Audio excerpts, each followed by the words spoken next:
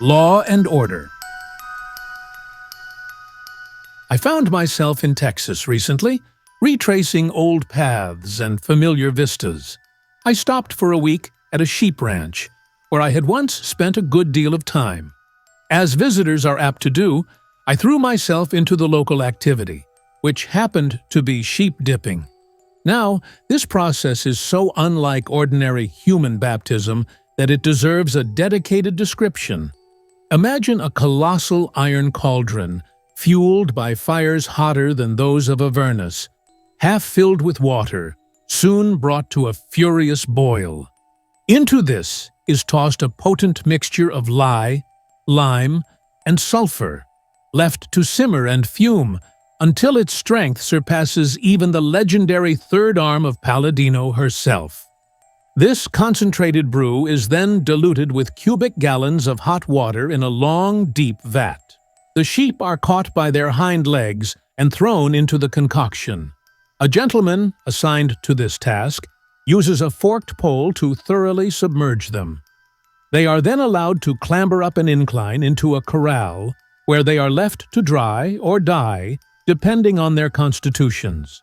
If you've ever had the misfortune of catching a healthy 2-year-old mutton by the hind legs and feeling the 750 volts of his kicking power jolt through your arm 17 times before you can hurl him into the vat, you'll understand why you'd rather see him dead than dry.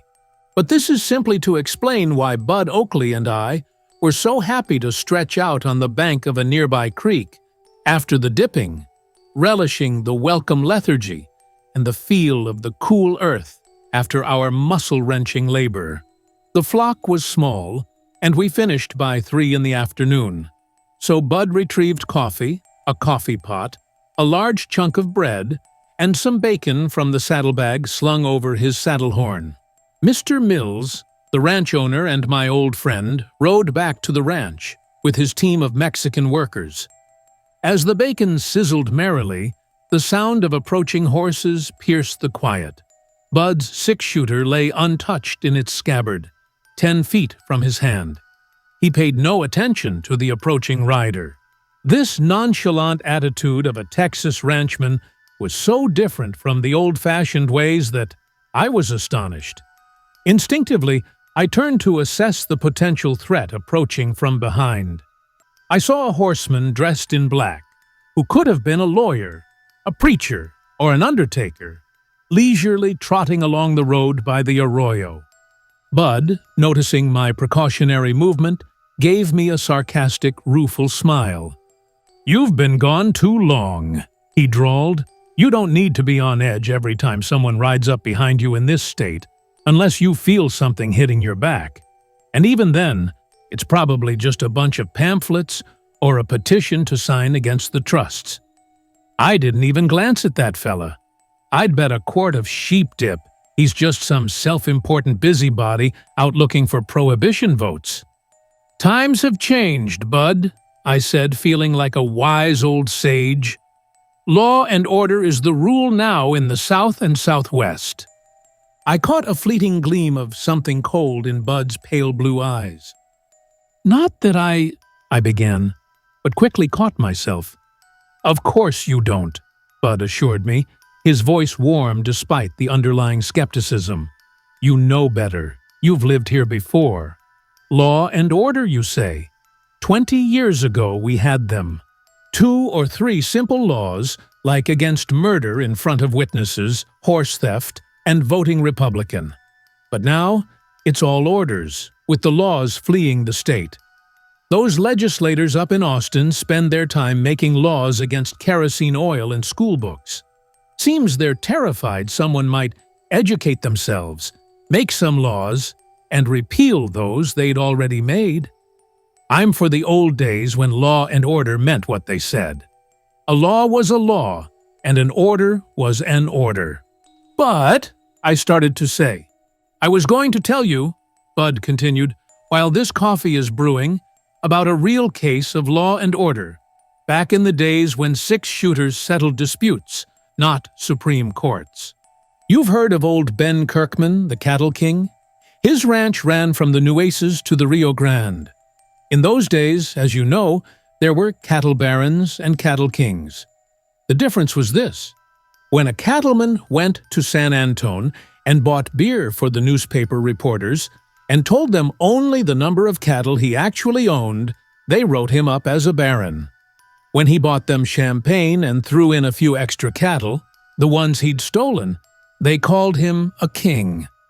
Luke Summers was one of his range bosses. One day, a bunch of these Easterners, from New York or Kansas City or thereabouts, arrived at the king's ranch. Luke was assigned to ride with them, a detail that included making sure the rattlesnakes got fair warning of their arrival and chasing the deer out of their way. Among the group was a black-eyed girl who wore a size 2 shoe. That's all I noticed about her, but Luke must have seen more because he married her the day before the group headed back east. He went to Canada Verde and set up his own ranch. I'm skipping over the mushy stuff because I never saw or wanted to see any of it.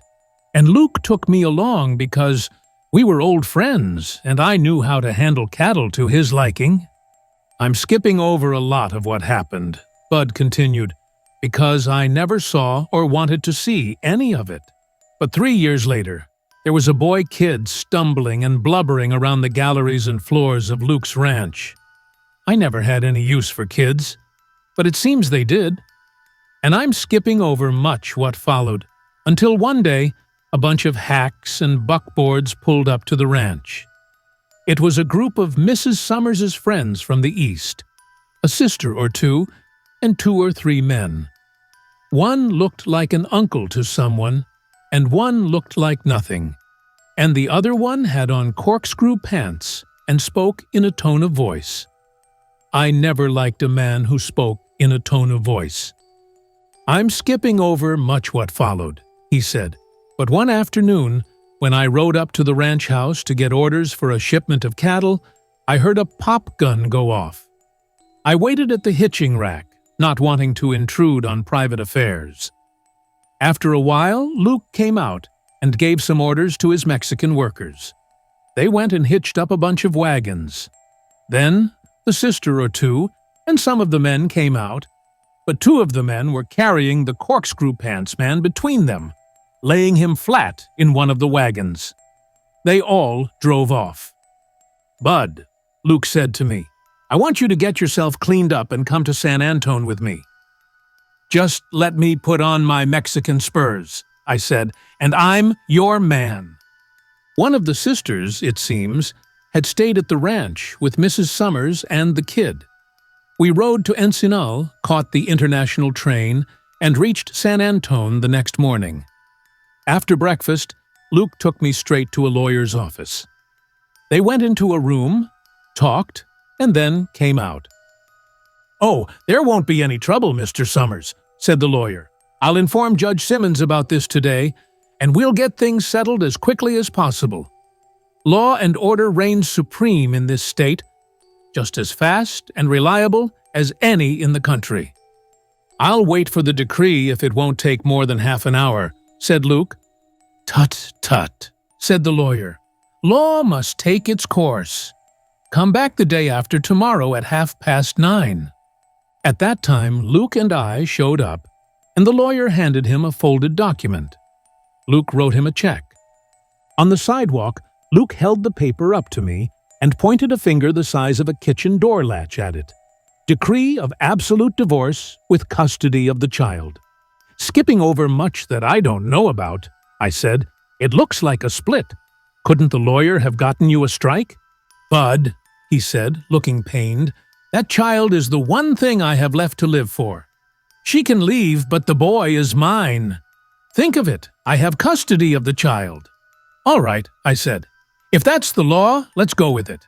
But I think," I continued, "that Judge Simmons could have shown some compassion, or whatever the legal term is, in this case. You see, I wasn't particularly interested in having infants around the ranch, except for the ones who could feed themselves and would be worth a pretty penny on the hoof when they grew up. But Luke had been struck by some sort of parental foolishness that I never understood. The whole way back to the ranch, he kept pulling that decree out of his pocket placing his finger on the back of it and reading off the gist of it to me. "Custody of the child, Bud," he repeated. "Don't forget it. Custody of the child." But when we arrived at the ranch, we found our decree of court had been overturned, dismissed, and sent back for retrial. Mrs. Summers and the kid were gone. They told us that an hour after Luke and I had left for San Antone, she had hitched a team and taken off for the nearest station, her luggage and the kid in tow. Luke pulled out his decree again and read its contents once more. "It's not possible, Bud," he said. "This can't be right. It's against law and order. It says as plain as day here, custody of the child." "Well, there's a certain human tendency," I said, "towards smashing both of them, not to mention the child." "Judge Simmons," Luke continued, "is a duly appointed officer of the law. She can't take the boy away. He belongs to me by statutes passed and approved by the state of Texas. And he's removed from the jurisdiction of mundane court orders," I added, "by the divine statutes of female preference. Let us praise the Lord and be thankful for whatever small mercies," I began. But I saw Luke wasn't listening. Tired as he was, he called for a fresh horse and headed back to the station. He returned 2 weeks later, not saying much. "We can't track them," he said, "but we've sent as many telegrams as the wires can handle. And we've got those city rangers they call detectives on the lookout. In the meantime, Bud," he continued, "we'll round up those cows on Brush Creek and wait for the law to take its course." "And after that," I said, "we never alluded to illusions, so to speak." Skipping over much of what happened in the next 12 years, Luke was made sheriff of Mohata County. He made me his office deputy. Now, don't get any wrong ideas about an office deputy. We're not talking about someone crunching numbers in a book or pressing letters in a cider press. In those days, a deputy's job was to keep an eye on the back windows, so nobody snuck up on the sheriff while he was adding up mileage at his desk. And in those days, I was more than qualified for the job. We had law and order in Mohata County, school books, all the whiskey you could handle. And the government even built its own battleships, instead of collecting nickels from school children to do it. And, as I said, we had law and order instead of the endless laws and restrictions that disfigure our state today. Our office was in Bildad, the county seat, where we'd head out whenever needed to soothe whatever squabbles and unrest we could find within our jurisdiction. Skipping over much that happened while Luke and I were sheriff, I want to give you a glimpse of how the law was respected back then. Luke was one of the most upright men you could ever meet. He wasn't a scholar of the law, but he had an inherent sense of justice and mercy. If a respectable citizen shot a Mexican or robbed a train and cleaned out the express car safe, and Luke got his hands on him, he'd give the guilty party such a dressing down and a tongue lashing that he'd probably never do it again. But let someone steal a horse, unless it was a Spanish pony, cut a wire fence, or otherwise disrupt the peace of Mohata County, and Luke and I would be on their trail, armed with legal writs and enough smokeless powder to put down an uprising, along with all the latest inventions of equity and etiquette. We certainly had our county on a solid legal foundation. I've known folks from the East, the kind who wear little spotted caps and buttoned-up shoes, to get off the train in Bildad and eat sandwiches at the station without being shot at, or even roped and dragged around by the townspeople. Luke had his own ideas about legality and justice. He was grooming me to take over when he eventually retired. He was always looking ahead to the day he'd hang up his sheriff's badge. His dream was to build a yellow house with lattice work underneath the porch and have chickens scratching around in the yard. The yard was the main thing in his mind. "Bud," he said to me one day, "by instinct and inclination, I'm a contractor. I want to be a contractor. That's what I'll be when I retire." "What kind of a contractor?" I asked. "Sounds like a business to me. You're not going to haul cement, open branches, or work on a railroad, are you?" "You don't understand," Luke said. "I'm tired of endless space, horizons, territory, distances, and all that. What I want is reasonable contraction. I want a yard with a fence around it where I can sit after supper and listen to the whip-poor-wills," he said. That's the kind of man he was. He was home-loving, although he'd had some bad luck with investments in that area. But he never spoke about those days on the ranch. It seemed like he'd forgotten about it. I wondered how, with his dreams of yards, chickens, and lattice work, he could have forgotten about his son, who had been taken away from him illegally, despite the court decree. But he wasn't the kind of man you could ask about things he didn't bring up himself. I think he poured all his emotions and ideas into being sheriff. I've read about men who were disappointed in love, in those poetic, fine-haired, high-collared affairs with women, renouncing all that and dedicating themselves to some occupation like painting or herding sheep or science or teaching, anything to make them forget. Well, I guess that's what Luke did. But since he couldn't paint, he took it out on horse thieves, making Mojada County a safe place to sleep if you were well armed and not afraid of legal notices or tarantulas. One day, a group of these Eastern money investors passed through Bildad, stopping there because it was the dinner stop for the I&GN. They were on their way back from Mexico, looking after mines and such. There were 5 of them, 4 solid men, all with gold watch chains, weighing in at over 200 pounds each, and one kid who looked about 17 or 18. The kid was wearing one of those cowboy suits that tenderfoots bring west with them, and you could see he was itching to shoot some Indians, bag a grizzly or 2, with the little pearl-handled gun he wore strapped to his waist. I walked down to the depot to keep an eye on them, making sure they didn't buy any land, spook the horses tied up in front of Murchison's store, or otherwise act like they didn't know how to behave. Luke was chasing down a gang of cattle thieves on the Frio, and I was always the guardian of law and order in his absence. After dinner, the boy came out of the dining room while the train waited, prancing around on the platform like he was ready to shoot any antelope, lion, or citizen who dared to get too close. He was a good-looking kid, but, like all tenderfoots, he didn't know a law and order town when he saw one. Then along came Pedro Johnson, the owner of the Crystal Palace Chili con Carne stand in Bildad. Pedro was a man who loved to have a good time, so he started teasing the kid, laughing at him, enjoying himself immensely. I was too far away to hear, but the kid said something that made Pedro slap him across the face. The boy, quick as a whip, drew his pearl-handled gun and fired 3 shots, hitting Pedro multiple times in some of his most prized body parts. I saw the dust fly off his clothes with each bullet.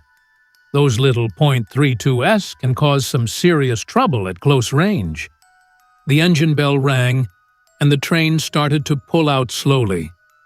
I went up to the kid, arrested him, and took his gun away. But before I knew it, that group of investors started sprinting towards the train.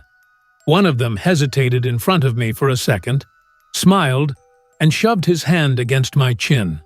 I decided to take a little nap on the platform. I've never been afraid of guns, but I don't want anyone, except a barber, getting that close to my face again. When I woke up, the whole lot of them, train, boy, and all, was gone. I asked about Pedro, and they told me the doctor said he'd recover, as long as his wounds didn't turn out to be fatal. When Luke returned 3 days later, and I told him what happened, he was furious. "Why didn't you telegraph to San Antone?" he demanded, "and have the whole lot of them arrested?" "Oh, well," I said, "I always did admire telegraphy, but I'd taken up astronomy at that particular moment. That investor sure knew how to gesticulate with his hands." Luke got angrier and angrier. He investigated, and found a card dropped by one of the men in the depot with the address of someone called Scudder in New York City. "Bud," Luke said, "I'm going after that bunch. I'm going there and get the man or boy, as you say he was, and bring him back. I'm sheriff of Mojada County, and I'll keep law and order in my jurisdiction as long as I can draw a gun. And I want you to come with me. No Yankee can shoot up a respectable and well-known citizen of Bildad, especially with a .32, and get away with it. Pedro Johnson," Luke declared, "is one of our most prominent citizens and businessmen. I'm appointing Sam Bell acting sheriff, with full authority while I'm gone, and you and I will take the 645 northbound tomorrow evening and follow this trail." "I'm your man," I said. "I've never seen New York, but I'd like to." "But Luke," I asked, "don't you need a legal authorization, a warrant or something from the state when you're chasing after rich men and criminals that far away?" "Did I need a requisition?" Luke retorted, "when I went into the Brazos Bottoms and brought back Bill Grimes and 2 others for robbing the international train? Did you and I need a search warrant or a posse comitatus when we rounded up those 6 Mexican cattle thieves down in Hidalgo? It's my job to keep order in Mojada County. And it's my job as office deputy," I said, "to make sure that business is conducted according to the law. Between the 2 of us, we should be able to keep things pretty clean." So, the next day, Luke packed a blanket, some collars, and his mileage book in a haversack, and he and I set off for New York. It was a long, long trip. The seats in the train cars were too short for 6-footers like us to sleep comfortably, and the conductor had to keep us from getting off at every town with 5-story buildings. But we got there eventually, and we realized pretty quickly that he was right about it. "Luke," I said, "as office deputy and from a legal standpoint, it doesn't seem like this place is properly and legally within the jurisdiction of Mojada County, Texas. From the standpoint of order," he said, "it's accountable for its sins to the properly appointed authorities, from Bildad to Jerusalem." "Amen," I said, "but let's wrap this up quickly and ride. I don't like the look of this place." "Think about Pedro Johnson," said Luke, "a friend of both of us, shot by one of these gilded Easterners right at his own door." "It was at the door of the freight depot," I corrected him, "but the law won't be deterred by a technicality like that." We stayed at one of those grand hotels on Broadway. The next morning, I went down 2 miles of stairs to the bottom floor, looking for Luke. It was no use. It felt like San Jacinto Day in San Antone. There were 1,000 people milling around in a kind of a roofed-over plaza with marble sidewalks and trees growing right out of them, and I didn't see any chance of finding Luke, any more than I would if we were hunting each other in that huge pear orchard below old Fort Ewell. But soon, Luke and I bumped into each other in one of those marble alleyways. "It's no use, Bud," he said. "I can't find a place to eat. I've been looking for restaurant signs and sniffing out ham all over this camp, but I'm used to going hungry when I have to. Now," he said, "I'm going to find a cab and drive down to the address on this Scudder card. You stay here and try to find something to eat, but I doubt if you'll find anything. I wish we'd brought along some cornmeal, bacon, and beans. I'll be back when I see this Scudder, if the trail's not gone cold." So, I started foraging for breakfast. For the sake of old Mojada County, I didn't want to appear naive to these Easterners. Every time I turned a corner in those marble halls, I went up to the first desk or counter I saw and looked around for food. If I didn't see what I wanted, I'd ask for something else. After about half an hour, I had a dozen cigars, 5 magazines, and 7 or 8 train schedules stuffed in my pockets, but still no sign of coffee or bacon. Once, a woman sitting at a table playing a game, sort of like pushpin, told me to go into a closet she called number 3. I went in, closed the door, and the darn thing lit up. I sat down on a stool in front of a shelf and waited. I thought, this must be a private dining room. But no waiter ever showed up. when I started sweating profusely. I went back out. "Did you get what you wanted?" she asked. "No, ma'am," I said. "Not a bite." "Then there's no charge," she said. "Thank you, ma'am," I said, and I continued my quest for food. Eventually, I decided to forget about etiquette, grabbed one of those blue-clad, yellow-buttoned boys, and he led me to what he called the cafe breakfast room. The first thing I saw as I walked in was that boy who'd shot Pedro Johnson. He was sitting alone at a small table, carefully tapping an egg with a spoon like he was afraid of breaking it. I took the chair opposite him, and he looked offended, making a move to get up. "Hold still, son," I said. "You're apprehended, arrested, and in the custody of the Texas authorities. Keep hammering that egg if you want the inside of it.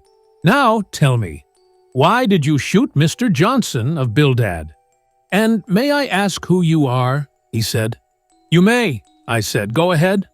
"I suppose you're in charge?" the kid said without blinking. "But what are you eating? Here, waiter," he called out, raising his finger. "Take this gentleman's order." "A beefsteak," I said, "and some fried eggs, a can of peaches, and a quart of coffee will do nicely." We talked for a while about life's various aspects, and then he said, "What are you going to do about that shooting?" "I had a right to shoot that man," he said. "He called me names I couldn't overlook, and then he hit me. He had a gun, too. What else could I have done?" "We'll have to take you back to Texas," I said. "I'd like to go back," the boy said with a sly grin. "If it weren't for this little incident. I like this life. I've always wanted to ride and shoot and live in the open air for as long as I can remember." "Who was this group of hefty men you traveled with?" I asked. "My stepfather," he said, "and some of his business partners in Mexican mining and land schemes."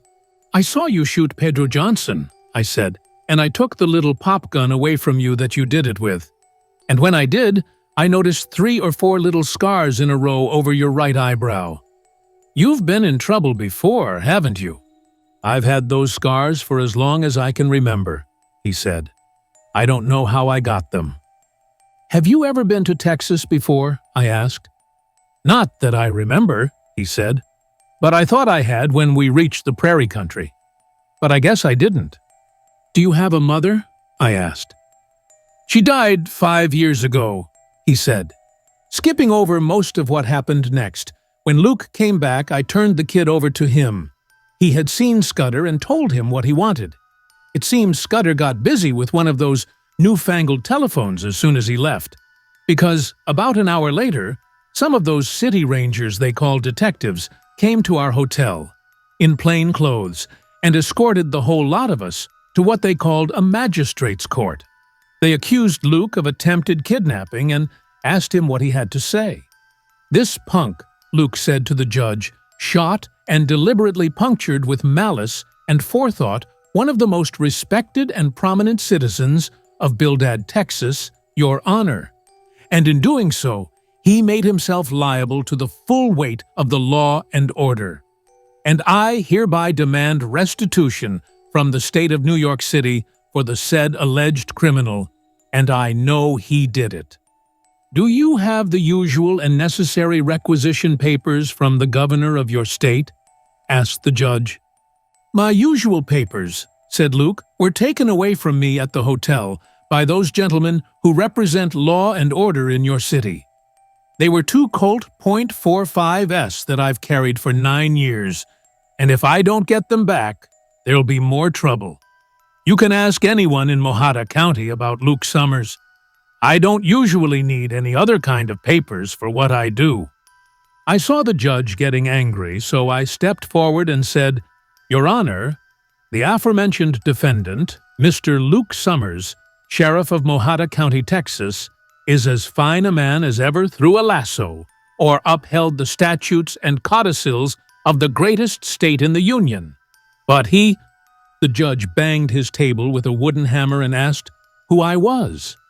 "Bud Oakley," I said, "office deputy of the Sheriff's Office of Mojada County, Texas. Representing," I said, "the law. Luke Summers," I continued, "represents order. and if your honor will give me about 10 minutes in private, I'll explain the whole thing to you and show you the legal and equitable requisition papers that I carry in my pocket." The judge gave a half smile and said he would talk to me in his private room. In there, I laid out the whole story to him as best I could, and when we came back out, he announced the verdict that the young man was to be turned over to the Texas authorities. Then, he called the next case. Skipping over most of what happened on the way back, I'll tell you how the whole thing ended in Bildad. When we got the prisoner in the sheriff's office, I said to Luke, "You remember that kid of yours, the 2-year-old they stole from you when everything went wrong?" Luke looked black and angry. He'd never let anyone talk to him about that, and he never mentioned it himself. "Pay attention," I said. "Do you remember when he was toddling around on the porch and tripped over a pair of Mexican spurs and cut 4 little holes over his right eye? Look at the prisoner," I said. "Look at his nose and the shape of his head. And why, you old fool, don't you know your own son?" "I knew him," I said, "when he shot Mr. Johnson at the depot." Luke came over to me trembling. I'd never seen him lose his nerve before. "Bud," he said, "I haven't had that boy out of my mind, day or night, since he was taken away. But I never said anything. But can we keep him? Can we make him stay? I'll make him the best man who ever rode a horse." "Wait a minute," he said, all excited and out of his mind. "I've got something here in my desk. I think it's still valid legally. I've looked at it 1,000 times." "Custody of the child," Luke said. "Custody of the child. We can hold him on that, can't we? Let me see if I can find that decree." Luke started tearing his desk apart. "Hold on," I said. "You are order and I'm law. You don't need to look for that paper, Luke. It's not a decree anymore. It's requisition papers. They're on file in that magistrate's office in New York. I took them with me when we went, because I was the office deputy, and I knew the law." "I've got him back," Luke said. "He's mine again. I never thought—" "Wait a minute," I said. "We've got to have law and order. You and I have to uphold them both in Mojave County, according to our oath and conscience. The kid shot Pedro Johnson, one of Bildad's most prominent—" "Oh, hell," Luke said. "That doesn't matter. That fellow was half Mexican anyway." The end. If you like the story, hit that like button and subscribe for more videos. Let me know your thoughts in the comments below. Was there anything that surprised you? Who's your favorite character in the story? I can't wait to hear your thoughts.